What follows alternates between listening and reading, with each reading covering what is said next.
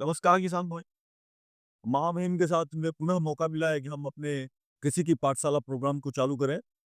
तो आज का जो विषय है वह थोड़ा टेक्निकल विषय है और मैं चाहूँगा उस टेक्निकल शब्द को साहब इतनी सरलता से किसानों को समझाएँ, जिससे किसानों के मगज में ये चीज़ घुस सके। तो मैं साहब से जानना चाहूँगा कि हम लोग प्राकृतिक खेती में जो है, हर समय बात करते हैं कि भई ऑर्गेनिक कार्बन बढ़ जाएगा और जब हम लोग देश में ग्रीन रिवॉल्यूशन भी चालू की तो उससे पहले पूरे देश में 2 से ऊपर का ऑर्गेनिक कार्बन था और आज के देश समय में यह घटकर 0.2, 0.3, 0.4 तक पूरे देश का हो चुका है। तो मैं महामहिम साहब से निवेदन करूँगा कि एकदम सरलतम भाषा में किसानों को ऑर्गेनिक कार्बन के विषय में समझाएँ। जी, शैलेंद्र जी, साइंटिस्ट भी इस बात को मानते हैं और सब इस बात को मानते हैं कि धरती का ऑर्गेनिक कार्बन जितना ज़्यादा होगा, धरती उतनी ही उत्पादक क्षमता से परिपूर्ण होगी। जी, और ऑर्गेनिक कार्बन बढ़ने का मूल स्रोत है सूक्ष्म जीवाणुओं का भंडार। केचुआ पर्याप्त मात्रा में हो, जितनी ज़्यादा मात्रा में सूक्ष्म जीवाणु और केचुए धरती में होंगे, उतना ही ऑर्गेनिक कार्बन बढ़ाने का काम करेंगे। और ये जो सूक्ष्म जीवाणु हैं, ये एक प्रकार के नहीं, ये सैकड़ों प्रकार के हैं।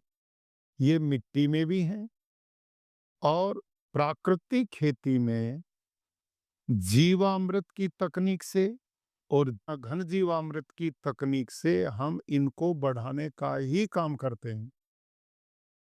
ये सूक्ष्म जीवाणु जो हैं, यही आकाश से नाइट्रोजन 78% उसको जमीन में भोजन बना के देते हैं और यही सूक्ष्म जीवाणु और केचुआ धरती में जो खनिज हैं, phosphor, zinc, potash, magnesium, iron, copper आदि, उन सब को भोजन उनका बनाकर पौधे को देने का काम भी यही करते हैं।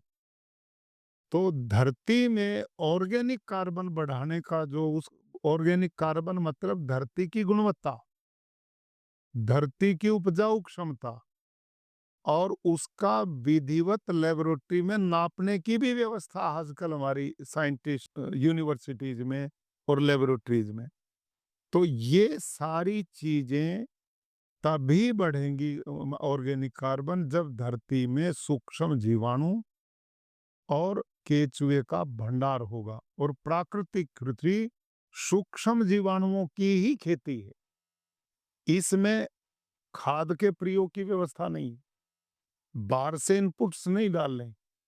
हमने प्राकृतिक खेती में जैविक खेती की तरह और रासायनिक खेती की तरह बाहर से कुछ खरीद के नहीं डालना। जी। इसमें केवल जीवामृत और घन जीवामृत, इन दोनों का काम सूक्ष्म जीवाणुओं को बढ़ाना है।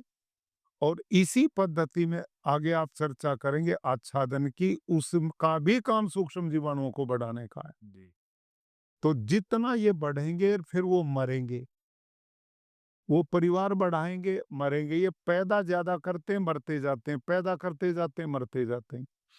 तो यही ऑर्गेनिक कार्बन को बढ़ाते हैं। जैसे एक केचुआ है, अपने जीवन में 40 से 50,000 बच्चों को जन्म देता है।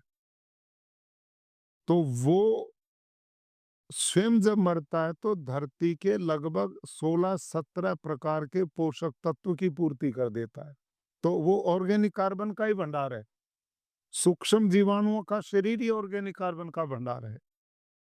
वो प्रोटीन है, पूरा शरीर उनका एक प्रकार से वो इन्हीं तत्वों को खा के बना है। जैसे मेरे आपका शरीर में सारे पोषक तत्व हैं, तभी शरीर चलता है, ऐसे ही उनका भी शरीर तभी चलता जब पोषक तत्व, और वो पोषक तत्व मरने पर जमीन का हिस्सा बनके ऑर्गेनिक कार्बन को बढ़ाने का ही काम करते हैं। अच्छा।